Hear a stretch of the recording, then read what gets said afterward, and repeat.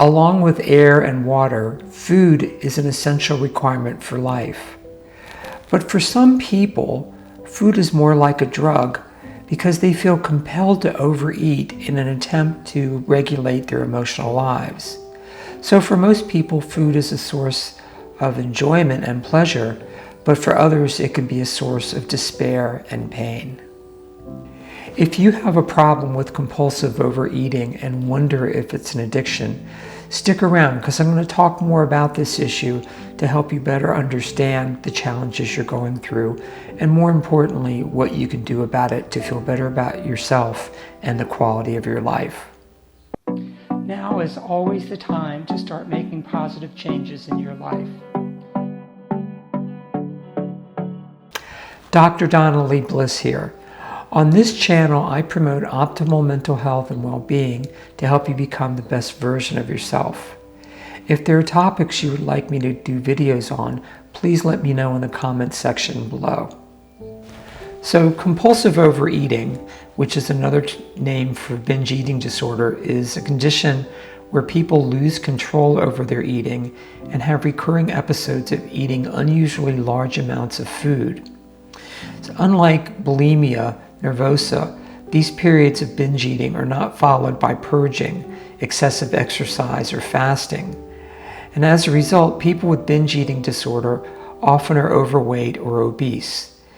Binge eating disorder or compulsive overeating is the most common eating disorder in the U.S., according to the National Institute on Mental Health. About 1.2% of the adult population experience it, and the prevalence is twice as high for women compared to men. So while we all can overeat at times, think of Thanksgiving, especially if you have to go to multiple dinners and you eat so much that you can barely move. Compulsive overeating or binge eating disorder is really characterized by just a real preoccupation with eating more and more and more, oftentimes unhealthy foods, despite the fact of not being hungry and really not wanting to eat. It's almost like you can't stop yourself. So what are some of the common symptoms of binge eating disorder? So some of the symptoms include eating unusually large amounts of food in a specific amount of time, such as like a 2-hour period of time, eating even when you're full or not hungry, eating fast during binge episodes, eating until you're uncomfortably full, eating alone or in secret to avoid embarrassment, feeling depressed, ashamed, or guilty about your eating, and frequently dieting, possibly without weight loss. One of the things we've learned about compulsive overeating is that certain types of foods are more commonly used. So the most common trigger foods are those that are highly palatable. They're the foods that have sugar, salt, unhealthy fats, and this is according to Leigh Beale, a therapeutic dietitian. And she says this includes soft drinks, chips, cakes, cookies, and pies. And the more you eat of these, the more you're going to want. If we want to understand whether compulsive overeating is an addiction, then it's important to understand the meaning of the terms compulsive and addiction. So compulsive refers to an irresistible urge, especially against one's conscious wishes, to engage in a certain behavior. So people who have compulsions are trapped in this pattern of repetitive actions or just sort of mindless, senseless thinking from which it is difficult to break free. So as such, it's really not a lack of willpower, as research has identified a genetic component in the development of compulsions, and that they often arise after stressful events, trauma, or abuse. So when we think about a compulsion, it's something we are compelled to do virtually against our will, and oftentimes these behaviors that we engage in are behaviors that we really don't want to do, but we become powerless to stop ourselves. Addiction doesn't have anything to do with how much you're using or how often.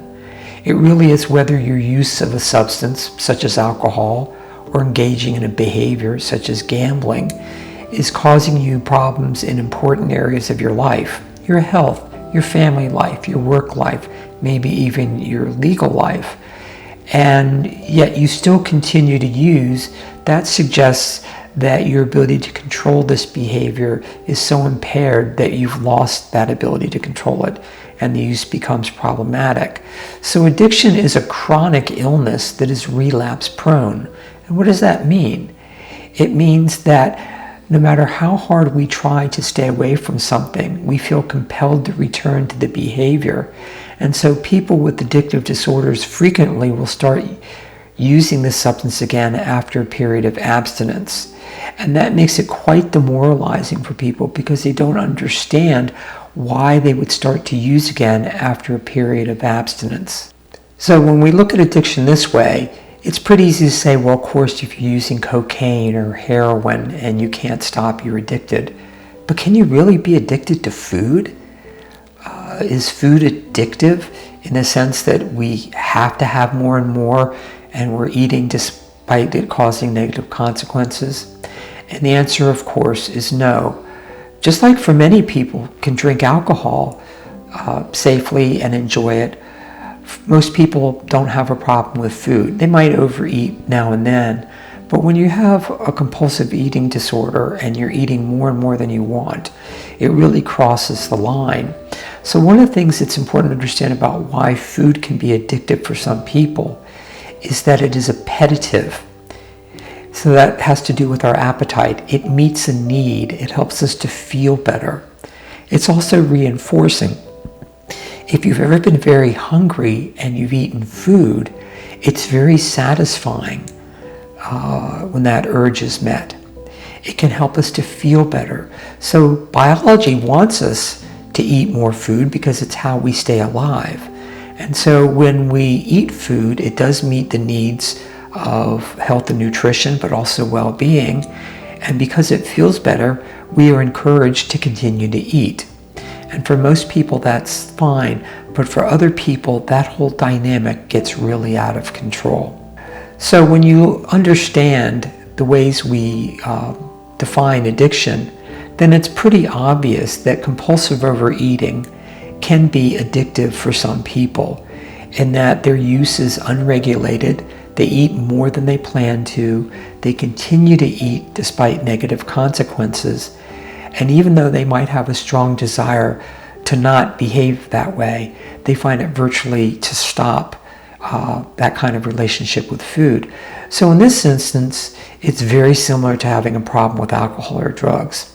So when I work with clients with eating disorders, especially compulsive overeating, I find using the addiction model to be very helpful. So how can you tell if you have a problem with compulsive overeating? Because after all, we can all do that from time to time.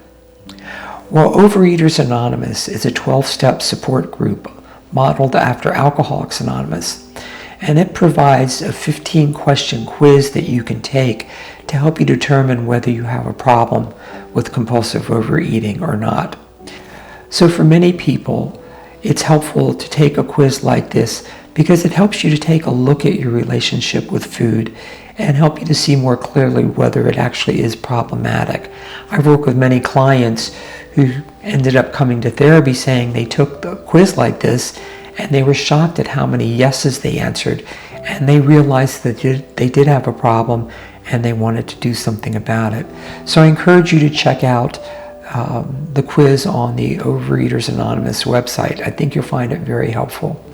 So you might be wondering, okay, I have a problem with compulsive overeating. It's like an addiction. How do I stay sober? Unlike with alcohol or drugs where you need to be 100% abstinent, I can't be 100% abstinent from food. After all, we actually have to have food to survive. And that's actually a very good point. It really has more to do with the kinds of food you eat and your relationship with food. So Overeaters Anonymous, again, has a focus on developing a plan of eating, which really looks at trigger foods, times when you're more likely to binge, and help you to identify healthier ways of relating to food, the kinds of food you eat, the circumstances that you eat it under. When I work with clients that get into recovery, they talk about how it's pretty easy for them to define what they call sober eating. And that when they start thinking of eating certain foods, such as junk food or snacks, and they want to eat alone, they realize that they're crossing the line into the world of addictive eating for them, and that they can't afford to do that. So if you have a problem with compulsive overeating, I encourage you to get help, because the good news is, despite how demoralizing it may feel and how defeated you may feel at all the attempts you've made to control your eating, that there is help available and people can get better.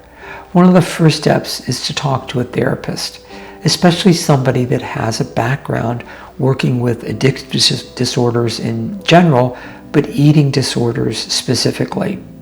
I think you'll find that when you start to do that, you get a better understanding of what the issue actually is, why you're struggling, but more importantly, specific actions, strategies you can employ to start finding a better relationship with food so that you can feel better about yourself. I also mentioned Overeaters Anonymous.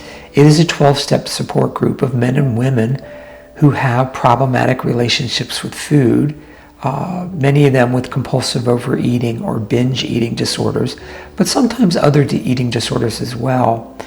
And they provide a source of support and guidance on how you can find recovery from compulsive overeating. I work with many clients who found a pathway to health and well-being with OA, and I encourage you to check it out. There's also another 12-step support group, Eating Disorders Anonymous, that is similar, and you can check that out as well. You can attend meetings online and in person, and just realize that you're not alone. I actually think that a combination of working with a therapist and attending these support groups is a really great approach to helping you get a handle on this issue and actually find a path of recovery. Thank you for watching this video. I hope you found it informative and inspiring, and I hope it encourages you to take action in getting help if you're having a problem with compulsive overeating. You don't have to struggle with this problem on your own anymore. There's lots of help that's available. Please click on the subscribe button so you'll be notified when I release new videos. I've also included links for other videos that you might find helpful. Finally, remember, now is always the time to start making positive changes in your life. I'll see you next time.